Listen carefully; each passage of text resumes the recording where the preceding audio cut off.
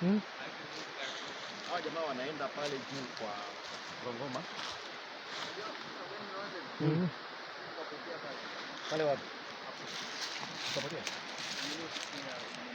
Haya kweli leo. Leo ni Jumapili.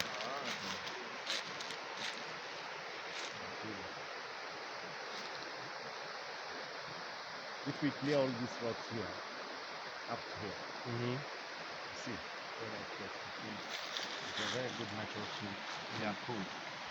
And if you rearrange the rocks across, you can have like stepping stones, and people can like cross the river.